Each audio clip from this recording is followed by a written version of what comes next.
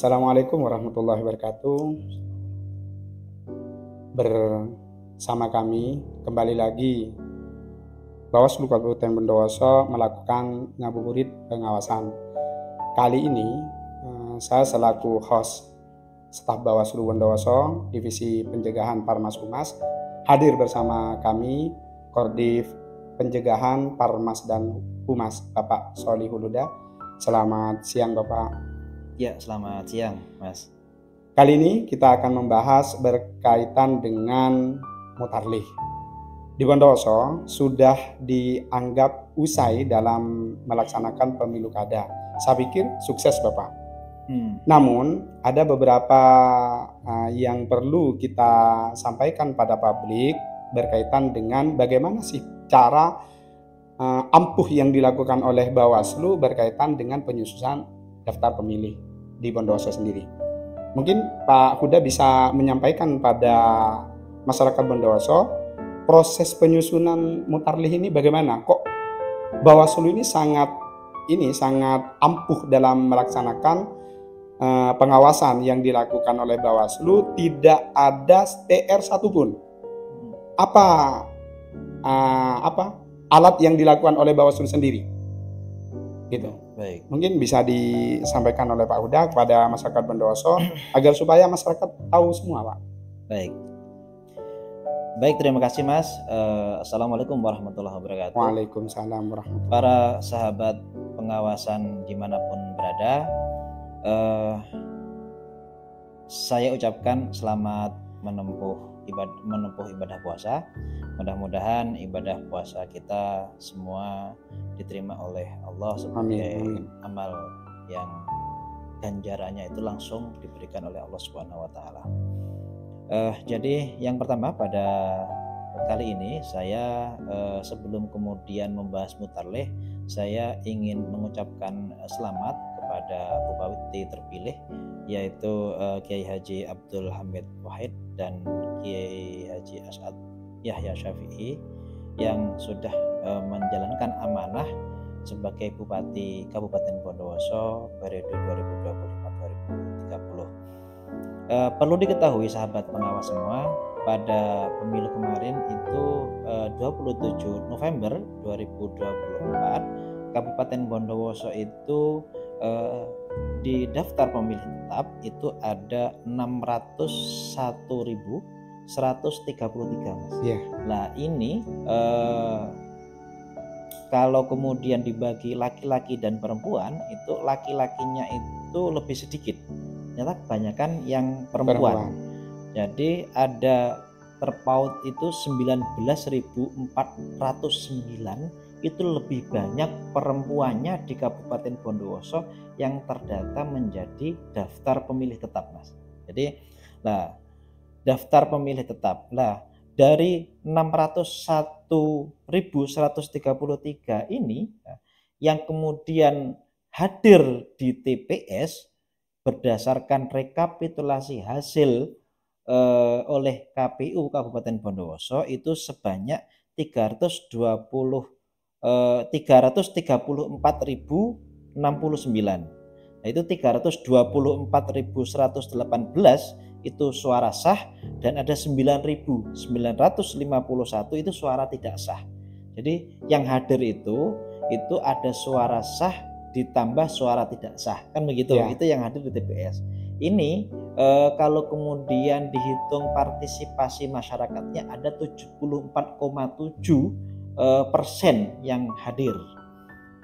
Memang pelaksanaan pilkada ini Kabupaten Bondowoso itu kan masih di tahun yang sama dengan pemilu kemarin. Jadi sangat berdekatan. Kalau dibaca partisipasi masyarakat itu antara 2018 dengan 2024 memang menurun kan begitu, menurun. Ini tentunya banyak faktor. Salah satunya ya berdekatan itu tadi ya. Jadi ada kalau kemudian 2018 itu ada partisipasi masyarakatnya sampai 78% Bondowoso. Kalau saat ini di 2024 itu 74,7%. Tapi kalau walaupun menurun, ketika kemudian dibandingkan dengan ada kabupaten ya tetangganya Kabupaten Bondowoso, memang partisipasi masyarakat di Bondowoso ini sudah baik, dibilang tinggi. dibilang tinggi ya, baik begitu. Berbicara tentang pemutakhiran data pemilih Mutarlih, jadi memang tugas Bawaslu itu melakukan pengawasan kepada melakukan pengawasan berjalannya pemilihan. Jadi kan mulai pra pemilihan, saat pemilihan, dan pasca pemilihan. Lah Kabupaten Bondowoso dinamikanya kalau di Jawa Timur itu tergolong cukup dinamis, karena sampai kemudian ada perselisihan hasil pemilihan di Mahkamah Konstitusi kemarin, kan begitu. Nah, berbicara tentang pemutakhiran data pemilih ini menjadi tugas yang diawasi oleh Bawaslu itu semenjak sebelum adanya pasangan calon, kan begitu. Jadi sebelum adanya pasangan calon, Bawaslu sudah bekerja untuk kemudian melakukan pengawasan pemutakhiran data pemilih, yang kemudian muaranya pemutakhiran data pemilih itu untuk mewujudkan pemilu yang berintegritas, di mana data premier, data utama, data premier pemilu itu ada di data pemilih, di mana data pemilih ini disusun mulai sebelum adanya pasangan calon. Jadi data pemilih ini kalau kita melihat di PKPU di 2024 kemarin di Pilkada diatur di PKPU 7 tahun 2074. Nah, jadi di situ tentang pembentukan ini data pemilih. Nah, penyusunan data pemilih ini itu dilakukan KPU dengan melakukan koordinasi dengan pemerintah, di mana di sini ada namanya DP4, kan gitu. Ada DP4. Jadi di data potensial penduduk pemilih ya, data potensial penduduk pemilih, kan gitu. Jadi itu DP4 itu berasal dari Kementerian Dalam Negeri yang kemudian itu diberikan kepada KPU. Sementara KPU memiliki data pemilu terakhir atau pemilihan terakhir. Nah, data pemilu terakhir itu ditabrakkan atau kemudian disinkronkan dengan DP4 ini. Nah, itu menjadi data yang kemudian diturunkan untuk di cross check. Nah, di cross check oleh siapa? Di cross check oleh KPU dengan membentuk petugas pemutakhiran data pemilih atau Pantarlih, Mas ya. Nah, Pantarlih ini yang kemudian melakukan check and recheck atau dinamakan dilakukan coklit. Oke, jadi Pantarlih ini yang kemudian ke bawah melakukan pencocokan dan penelitian. Coklit ini check and recheck. Jadi data yang kemudian didapat dari Kemendagri yang kemudian diramu dengan data pemilih sebelumnya, ini kemudian diturunkan untuk kemudian dicek and recheck melalui pencocokan dan penelitian coklit oleh siapa? Oleh Pantarlih. Nah, saat ini salah satu yang menentukan. Nah, ada kemudian yang menarik ketika coklit ini, ada coklit. Jadi pencocokan dan penelitian ini ada petugas yang membawa data itu, yang membawa data form dari KPU itu sudah ada data nama-nama yang kemudian ditanyakan kepada masing-masing keluarga. Nama ini apakah benar atau tidak? Nama ini ada atau tidak, begitu. Nah, berdasarkan aturan, kalau yang kemudian meninggal maka di TMS, tidak memenuhi syarat. Nah, kalau kemudian yang pindah domisili, ditulis pindah domisili. Kalau kemudian ini ada, kalau kemudian tidak ditemukan, ada orang yang ada namanya tapi tidak ditemukan alamatnya, ditanyakan sama warga juga tidak ada yang kenal, tapi di daftar pemilih itu ada. Jadi ada karakteristik seperti itu. Nah, itu yang kemudian bagaimana itu perlakuannya di KPU itu tidak boleh dihapus semerta-merta. Manakala ada data yang kemudian di situ tidak ada data pendukung untuk kemudian men-TMS-kan atau membuat tidak memenuhi syarat, semisal data meninggal terus kemudian pindah domisili, itu tidak ada, maka di sana tidak boleh dicoret. Nah, Bawaslu mempunyai peran mencatat ini, kan begitu Mas? Mencatat. Nah, karena apa? Ini menjadi salah satu data agar nantinya pemilu ini berintegritas. Jangan sampai data yang kemudian ada nama, tidak ada alamat, tidak dihapus, maka nanti ada hak pilihnya. Jangan sampai ketika ada hak pilihnya ini digunakan, kan begitu. Ketika digunakan, maka ini menjadi salah satu pelanggaran yang bisa menyebabkan pemilihan suara ulang, begitu. Nah, di Bondowoso ini kalau kita melihat karakteristik ketika coklit itu ada beberapa hal yang unik. Ya, Bawaslu sendiri strateginya kan ada waskat, pengawasan melekat, Mas. Ya. Pengawasan melekat itu dilakukan oleh pengawas kelurahan dan desa atau pengawas di tingkat desa atau kelurahan untuk kemudian mengawasi petugas panitia pemutakhiran dan pemilih itu, pantarlih. Lah, bagaimana waskatnya itu, karena di desa itu ada tidak hanya satu pantarlih, maka pengawasannya itu dilakukan koordinasi, kemudian juga di melekat. Jadi ketika turun itu melekat. Nah, selain waskat, berikutnya ketika setelah minimal 4 hari pelaksanaan itu ada namanya uji petik. Itu Mas ya? Nah, uji petik. Lah, uji petik ini untuk menentukan, untuk menyempling, jadi ambil sampling apakah keluarga tersebut itu didatangi atau tidak oleh petugas. Nah, manakala belum didatangi, maka dikoordinasikan segera datangi dan ditanyakan kenapa. Jangan sampai kemudian ketika disampling di akhir ada yang memang tidak didatangi tapi kemudian sudah dianggap dicoklit. Ini menjadi salah satu tantangan, begitu. Jadi ada warga yang sudah dianggap ada tapi dia sebenarnya tidak dicoklit. Ini menjadi tantangan bagi Bawaslu untuk menemukan hal-hal ini. Apakah kemudian ada di lapangan? Ada. Ketika ada kemudian langsung diingatkan. Nah, ada yang menarik juga. Jadi Bawaslu itu membuat posko pengaduan, ya, posko kawal hak pilih, Mas ya. Posko pengaduan kawal hak pilih. Posko aduan masyarakat itu, Pak. Iya, posko aduan masyarakat. Ya. Di posko aduan ini ada yang kemudian masyarakat mengadu, Pak, di data kependudukan ada si A itu saudara saya itu ditulis meninggal, padahal orangnya ada, tapi memang kerja di Surabaya, begitu. Lah, ternyata ada data yang kemudian ya tidak tahu bagaimana ada data yang itu orang yang tidak meninggal ditulis meninggal, gitu, ditulis meninggal. Ini ada ternyata. Lah, terus kemudian akhirnya diurus sehingga data itu ketika meninggal kan TMS tidak memenuhi syarat, itu kemudian di MS kan dibuat memenuhi syarat lagi, gitu. Ada juga tantangan, ada orang yang ini di bawah, orang yang sudah meninggal tapi tidak mau dicatat meninggal, gitu. Orang yang meninggal tapi tidak mau dicatat meninggal. Ada si A ini menerima bantuan dari pemerintah. Nah, bantuan dari pemerintah itu diberikan kepada si A. Nah, si A ini wafat.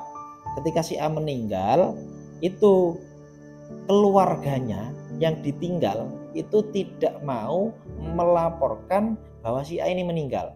Pun dengan ada pihak desa. Pihak desa itu katanya kalau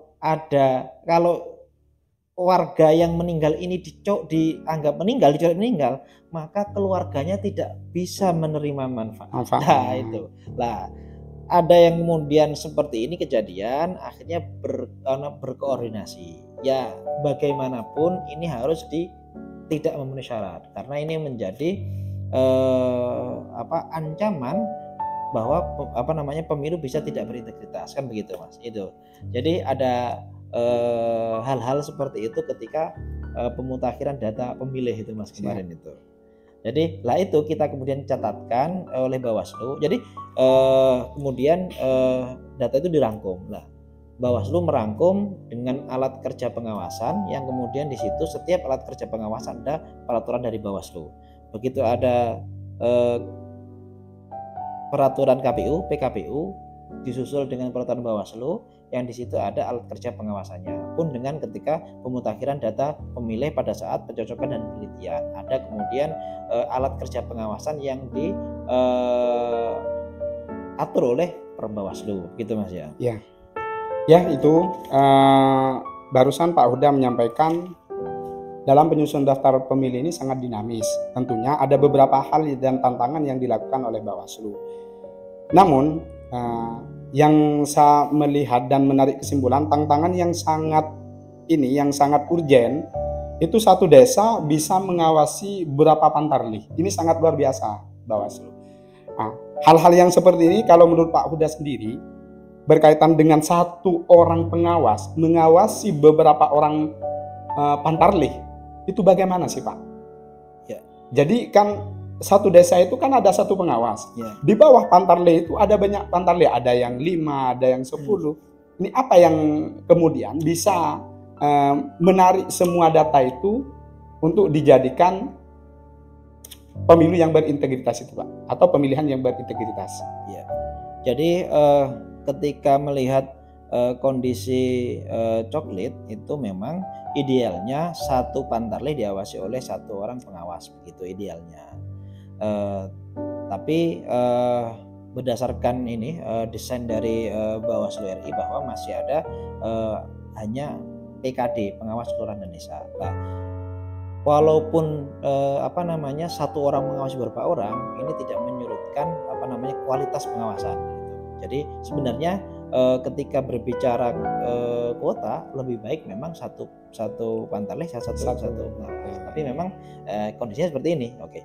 Nah, kualitas pengawasan ini itu dilakukan bagaimana agar kemudian kualitasnya itu bagus hasil pengawasannya, yaitu salah satunya melakukan uji petik. Uji petik itu per hari itu PKD itu ada 10. PKD itu ada 10 KK itu yang diuji petik. Nah, uji petik itu dirangkum dalam alat kerja pengawasan. Selama berapa? Dari kalau pantarlih melakukan kerja selama 1 bulan, uji petik itu dilakukan selama 21 hari. Maka satu orang PKD minimal itu menguji petik 210 keluarga, kan begitu. 210 keluarga dikalikan jumlah kelurahan dan desa itu di Kabupaten Bondowoso dikalikan 219, kan begitu. Maka ada keluarga yang diuji petik sekian ribu, kan begitu. Jadi itu yang kemudian agar untuk menentukan bahwa apa yang dilakukan pantarlih dalam hal pencocokan dan penelitian ini mengeluarkan data yang berkualitas yang kemudian nanti ini menjadi DPS yang kemudian menjadi DPT, daftar pemilih tetap, gitu Mas. Jadi itu tidak menyulitkan bagi pengawas desa atau Bawaslu berkaitan dengan proses pengawasan berkaitan dengan daftar pemilih Pak ya. Artinya bagi Pak Huda sendiri, apakah nanti untuk pemilu atau pemilu kada ke depan ini Pak Huda menginginkan bagaimana? Apakah satu pantarlih satu pengawas atau tetap satu desa itu satu pengawas untuk mengawasi beberapa pantarlih? Harapan Pak Huda? Ya harapannya kalau kemudian pada saat pemutakhiran data pemilih ya ada yang pengawasan melekat satu pantarlih ya satu pengawas. Begitu harapannya begitu. Tapi yaitu apapun yang kemudian diatur, walaupun kayak di pemilu kemarin itu juga tidak menyurutkan kualitas pengawasan. Dan alhamdulillah memang sampai kemudian terbentuk DPT itu kualitas pengawasannya kan sangat ini ya kita jaga betul, kan begitu. Jadi kalau kemudian di DPT itu salah satu kualitas pengawasannya apa? Berdasarkan PKPU 7 tahun 2023 bahwa ketika ada seseorang itu di satu KK itu tidak boleh pecah KK. Tidak boleh pecah KK dalam pecah TPS. Jadi satu KK ada 4 orang. Ada bapak, ibu dan 2 anak. Maka bapaknya ada di TPS 1, ibu dan anaknya ada di TPS 5 atau TPS 2. Ini tidak boleh.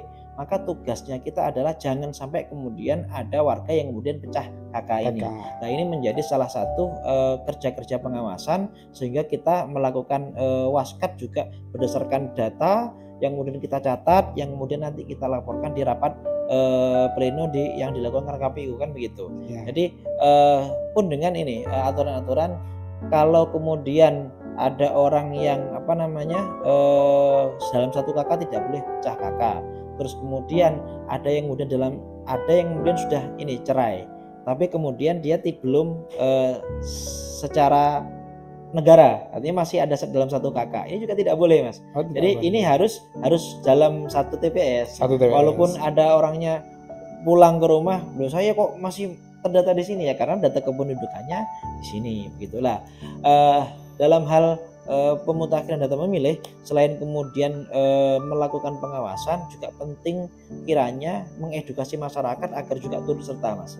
Karena di Bawaslu itu juga ada pengawasan partisipatif, gitulah. Pengawasan partisipatif itu juga dimulai dari masyarakat, siapapun bisa kemudian melakukan pengawasan. Kalau kemudian pengawasan partisipatif berdasarkan Perbawaslu 2 2023 itu kan ada tentang pendidikan warga, terus kemudian juga ada forum warga kan begitu. Nah itu diedukasi bagaimana warga paham tentang peraturan pemilu, bagaimana seperti di PT itu ada kemudian cek di PT online.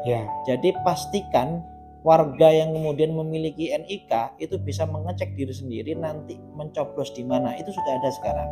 Artinya kalau kemudian ada di pemilu sebelumnya itu ada residu data yang kemudian data-data sampah kan begitu. Lah di pemilu yang kemudian berdasarkan NIK ini kita harus meminimalisir adanya data-data yang sampah tersebut.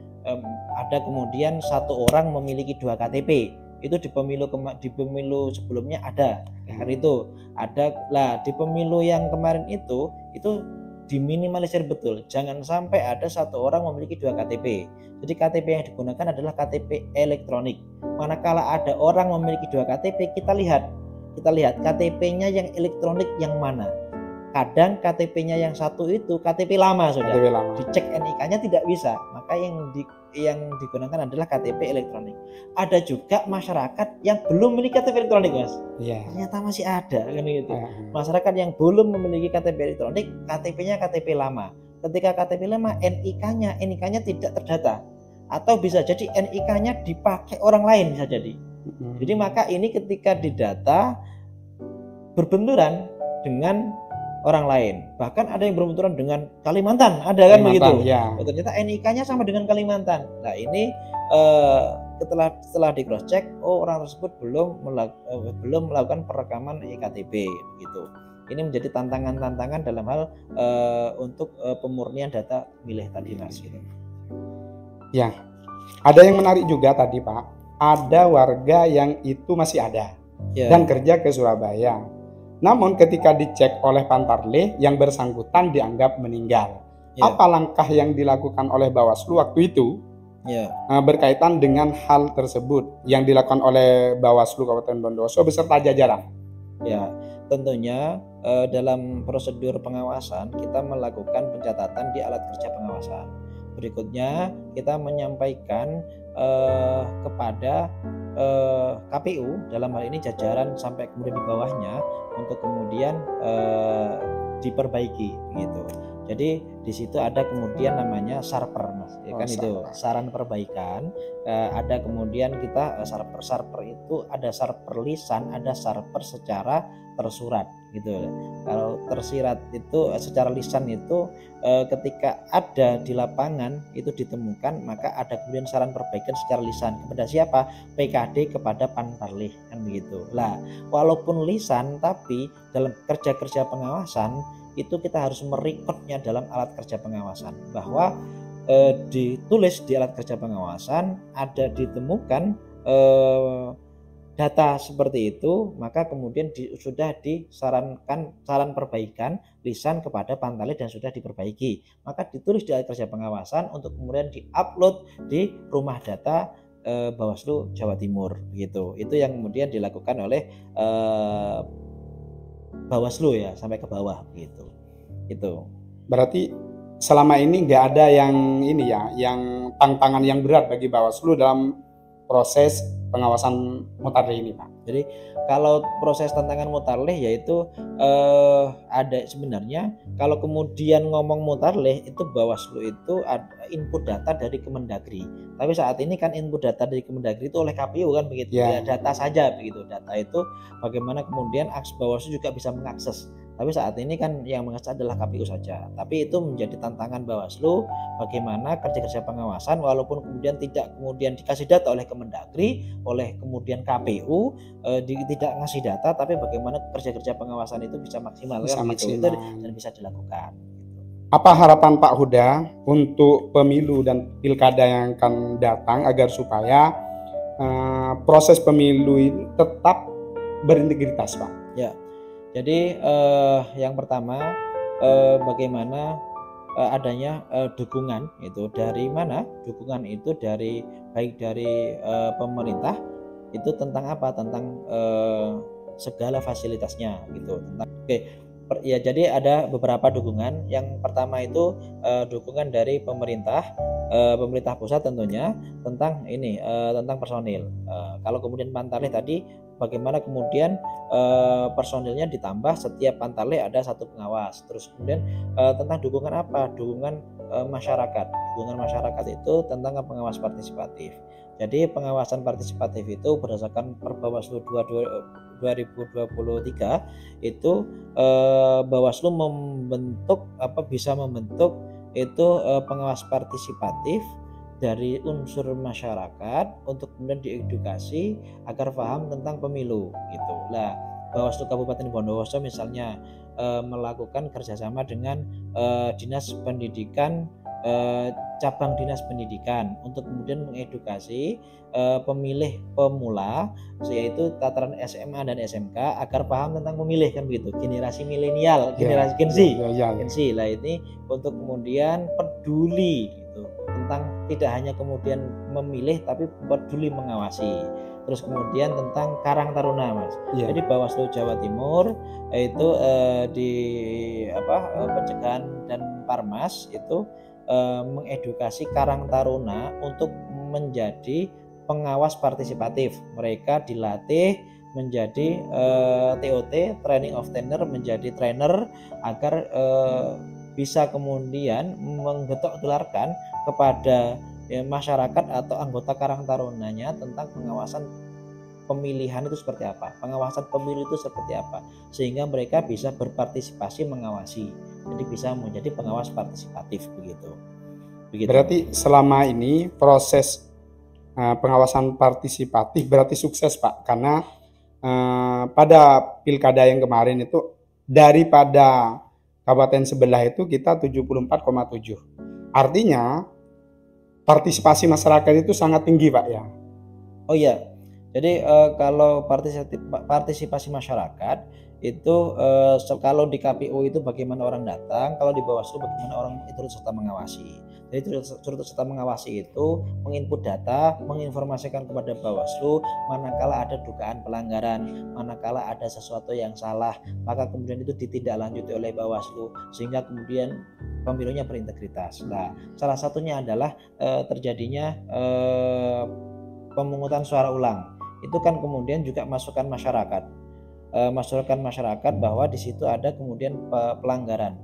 Ada yang kemudian pemilih yang tidak ada di rumah, itu pemilih yang kemudian sudah meninggal ternyata digunakan haknya, kan begitu, digunakan haknya. Nah, digunakan haknya ini ditemukan oleh masyarakat bahwa si A itu tidak ada di rumah. Ternyata si A itu ada tanda tangannya, maka di cross check ternyata ada yang kemudian menggunakan, maka Bawaslu memutuskan itu PSU, pemungutan suara ulang, dan di Kabupaten Bondowoso terjadi di satu TPS untuk pelaksanaan pemungutan suara ulang, Mas, kan begitu. Itu atas nama atas rekomendasi Bawaslu, dan juga itu atas pengawasan partisipasi masyarakat juga. Jadi kami sangat berterima kasih ketika semakin banyak mata yang mengawasi akan semakin membuat pemilu itu berintegritas. Gitu, Pak. Jadi pada prinsipnya pengawas partisipasi yang dilakukan oleh Bawaslu Provinsi melalui Bawaslu Kabupaten Bondowoso ini sudah baik, begitu Pak. Ya. Artinya suatu bukti bahwa ada PSU itu adalah bagian dari partisipasi masyarakat, kan begitu Pak? Betul. Jadi apa harapan Pak Huda ke depan? Sampaikan pada masyarakat Bondowoso agar supaya ini pemilu kada berikutnya itu tambah baik dan tambah berintegritas lagi Pak. Ya. Dalam proses pemilu ataupun pemilu kada Pak. Ya, baik. Jadi harapan saya itu saya tuangkan dalam sebuah pantun. Jadi harapan saya ada pantun, ubur-ubur bukan buah duku, dimakan saat sore dengan sambal pedas. Mari pahami pemilu bersama Bawaslu untuk terciptanya pemilu berintegritas. Yes. Ya itu tadi, terima kasih banyak Pak Huda selaku narasumber pada Ngabuburit pengawasan pada hari ini berkaitan dengan lika-liku pengawas Bawaslu Bondowoso dalam proses penyusunan daftar pemilih. Dan itu tadi seculumit sejarah atau perjalanan pengawasan mutarlih yang dilakukan oleh Bawaslu, tidak segampang, tidak semudah apa yang disampaikan masyarakat ketika viral di TikTok bahwa Bawaslu ini macan ompong gitu Pak. Jadi alhamdulillah Pak Huda sudah menyampaikan bahwa proses pemilu meskipun pengawas pemilu di Bondowoso sedikit, namun tidak menyulitkan partisipasi masyarakat Bondowoso untuk hadir dan nimbrung dalam proses demokrasi yang berintegritas. Pak Huda selain pada pantun, sampaikan pada halayak umum bahwa Bawaslu itu masih ada. Ya. Gitu Pak. Mungkin Pak Huda, sekapur siri Pak Huda di terakhir ini. Jadi kepada masyarakat, Bawaslu akan terus ada untuk kemudian mengawasi, walaupun bukan tahapan pemilihan atau tahapan pemilu, Bawaslu terus melakukan upaya perbaikan data pemilih dengan berkoordinasi dengan pemerintah daerah, dengan pemerintah pusat untuk kemudian membuat data pemilih yang untuk pemilu berikutnya itu semakin berkualitas, tidak ada residu-residu sampah yang kemudian masuk dalam data pemilihan tersebut. Terima kasih Pak Huda, itu tadi yang disampaikan Pak Huda, dan dari saya selaku host staf Bawaslu Bondowoso mengucapkan selamat menjalankan ibadah puasa bagi Anda yang sudah menjalankan ubur-ubur ikan lele. Terima kasih Yole.